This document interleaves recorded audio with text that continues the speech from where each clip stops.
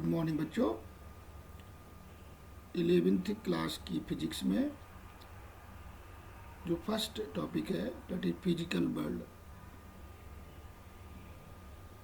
ठीक है, इंट्रोडक्शन समझ सकते हैं एक टाइप से फिजिक्स का। तो let's learn about the physics, what is physics, what is science and scope of science and scope of physics and meaning of physics.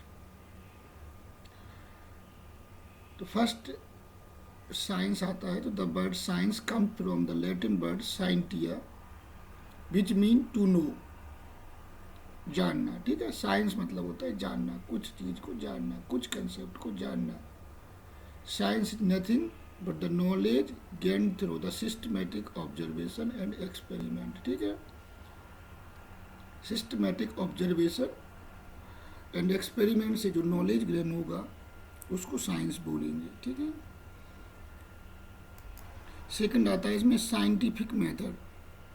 Scientific method की बहुत सी डेफिनेशंस हैं, लेकिन जो मेन डेफिनेशन इसमें है the systematic approach to establish scientific laws and principle is called scientific method, और the scientific method is process for experimentation that is used to explore observation and answer the questions।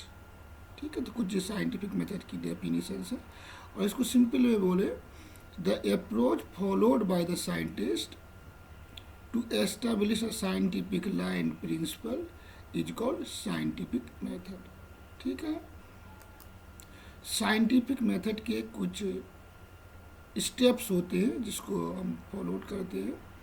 तो the step is first is purpose, aim, हमारा aim क्या है, question क्या है। ठीक है, background research मतलब कि जो हमारा क्वेश्चन है, जो हमारा पर्पज है, जो हमारा एम है, उसमें अभी तक क्या रिसर्च हुई है, उसके बारे में क्या नॉलेज है। ठीक है, वो हमें लाइब्रेरी से मिलेगा, पेपर से मिलेगा, इंटरनेट से मिलेगा। उसके बाद जो नॉलेज है उसमें हमारे हाइपोथेसिस का कंस्ट्रक्शन होगा। हाइपोथेसिस मतलब होती है इमेजिनरी, एक परिकल्पना होती है। ठीक है, जो हमारे मन में उस समय विचार आएगा कि इसका सॉल्यूशन क्या है या किस कारण ये होता है, वो वर्तमान नॉलेज पर डिपेंड करेगा। फिर हम एक्सपेरिमेंट करेंगे, एक्सपेरिमेंट से जो डेटा मिलेगा उसका कंक्लूजन करेंगे। ठीक है, तो ये इतना इनके स्टेप्स हैं, स्टेप ऑफ साइंटिफिक मेथड। ठीक है, तो purpose, background research, construction of hypothesis, experiment, data analysis and conclusion. इसको हम एक सिंपल सी लैंग्वेज में समझ सकते हैं कि ऐसा माना जाता है कि केंद्रीय विद्यालय के बच्चे बहुत ही इंटेलिजेंट होते हैं, वो सर्विसों में सबसे आगे आते हैं। तो ये हमारा एम हुआ कि to study the achievement of Kendriya Vidyalaya, students of Kendriya विद्यालय संगठन। फिर हम उसके बैकग्राउंड रिसर्च देखेंगे, तो पेपर देखेंगे, लाइब्रेरी देखेंगे। उसके बाद फिर हम जब इन पेपर और लाइब्रेरी में जो हमें इसका स्टडी मिलेगी, जो हमें डेटा मिलेगा, उसके अकॉर्डिंग पर हाइपोथेसिस कंस्ट्रक्ट करेंगे। फिर अब हम एक्सपेरिमेंट करेंगे, खुद अपना डेटा कलेक्ट करने के लिए एक्सपेरिमेंट करेंगे। फिर डेटा का एनालिसिस करेंगे, फिर कंक्लूजन करेंगे, क्या जो बैकग्राउंड रिसर्च है, जो हाइपोथेसिस है, क्या वो सही है या गलत है, वो हाइपोथेसिस की परीक्षण करेंगे। ठीक है, तो ये हो गया कंक्लूजन। अगर रिजल्ट जो भी आता है तो वो एक्सपेरिमेंट के बेस पर नया रिजल्ट बनेगा। ठीक है, तो एक सिंपल सा उदाहरण था, लेकिन ये साइंस वाला नहीं, मतलब तुम्हारे आसपास की घटनाओं से संबंधित एक एग्जाम्पल दिया था कि ऐसे स्टेप्स फॉलो किए जाते हैं। नेक्स्ट है ब्रांचेस ऑफ साइंस। अब देखते हैं हम कि साइंस की कितनी ब्रांचेस हैं। तो पहले साइंस को हम physical science, mathematical science, earth science, social science and life science, इतनी 5 डिफरेंट कैटेगरीज में क्लासीफाई कर सकते हैं। फिर इन ब्रांचेस को भी हम फिजिकल साइंस को फिजिक्स एंड केमिस्ट्री में और लाइफ साइंस को बायोलॉजी में क्लासीफाई कर सकते हैं। और जो फिजिकल साइंस है उसमें फिजिक्स और केमिस्ट्री, तो इस फिजिक्स को हमें स्टडी करना है। तो हम कहाँ पर हैं? फिजिकल साइंस में, ठीक है। फिजिकल साइंस में स्टैंड हम यहाँ पर करते हैं। तो देखते हैं फिजिक्स क्या है। यहाँ है physics. The word physics has its origin in Greek word meaning nature, ठीक है। एक होता है नेटुरम, यहाँ लिखना भूल गए हैं, ग्रीक वर्ड नेटुरम, उसका मतलब होता है नेचर। तो physics is the most basic branch of science which deal with the study of nature and natural phenomena, ठीक है। नेचर और नेचुरल फिनोमेना की स्टडी इसमें की जाती है, ठीक है। फिजिक्स किससे ओरिजिनेट हुआ है? ग्रीक वर्ड नेटुरम, उसका मीनिंग होता है nature.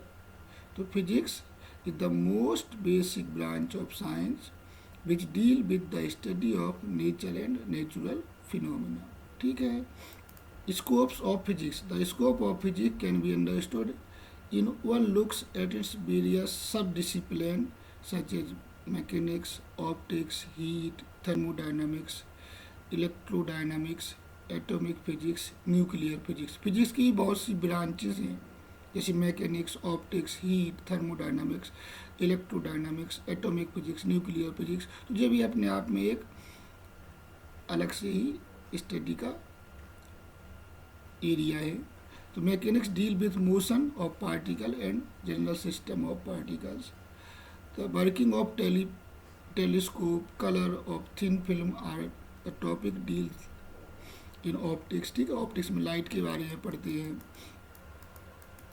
Heat and thermodynamics deal with pressure, volume, ठीक है। और भी बहुत सी ब्रांचेज हैं इसकी, मतलब इसकी बहुत सी ब्रांचेज हैं। तो वो ब्रांचेज अपने आप में डिफरेंट एरिया से रिलेटेड हैं।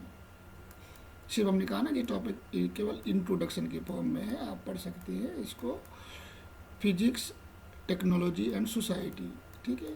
तो जो फिजिक्स में जो टेक्नोलॉजी बनाई जाती है, इसको अगर हम शॉर्ट में कहें कि टेक्नोलॉजी का जो बेस है वो फिजिक्स है, और उस टेक्नोलॉजी का यूज सोसाइटी में किया जाता है, ठीक है। सोसाइटी में बहुत से जो भी हमें आजकल मॉडर्न चीज़ें देखने को मिल रही हैं, अपडेट्स देखने को मिल रहे हैं, वो सब फिजिक्स से ही, फिनोमेना से ही बनाए जाते हैं। फर्स्ट चैप्टर मैंने पहले ही कहा कि ये आपका इंट्रोडक्शन है, आप इसको पढ़ लीजिए, इसको आपको ज़्यादा रटना नहीं है। फोर्स ऑफ नेचर, ठीक है, इसको आपको डिटेल में नहीं पढ़ना है, केवल इतना देखना है कि कितने प्रकार के जो फोर्स होते हैं। तो फोर्स ऑफ ग्रेविटेशन, 4 फोर्स होते हैं। Electromagnetic force, strong nuclear force and weak nuclear force. जो नेचर में 4 प्रकार के फोर्स होते हैं। फोर्स ऑफ ग्रेविटेशन, ठीक है, electromagnetic force, strong nuclear force and weak nuclear force, ठीक है। और इसमें ये कुछ रेशियो दिया है कि स्ट्रॉन्ग, जो सबसे स्ट्रॉन्ग फोर्स होता है वो स्ट्रॉन्ग न्यूक्लियर फोर्स होता है, और जो वीक फोर्स होता है वो ग्रेविटेशनल फोर्स होता है, ठीक है। और उनका जी रेशियो दिया हुआ है। लास्ट में है basic law of conservation. Basic law of conservation, ये भी 4 प्रकार के लॉ होते हैं। Law of conservation of energy, law of conservation of linear momentum, law of conservation of angular momentum, law of conservation of electric charge. ये चारों law हम जब आगे बढ़ेंगे फिजिक्स में तो डिटेल से पढ़ेंगे। अभी सिर्फ आपको इनको देखना है कि कौन कौन से लॉ होते हैं, ठीक है। तो ये 4 लॉ हो गए हमारे पास, ठीक है। तो ये था इंट्रोडक्शन ऑफ फिजिक्स, सिंपल सा लॉ, मतलब बेसिक लॉ ऑफ कंजर्वेशन। उसके बाद force of nature, physics, technology and society, scope of physics. Physics क्या है? नेटुरम वर्ड से ओरिजिनेट हुई। फिजिक्स साइंस की ब्रांचेज कौन सी हैं? स्टेप ऑफ साइंटिफिक मेथड क्या है? साइंटिफिक मेथड है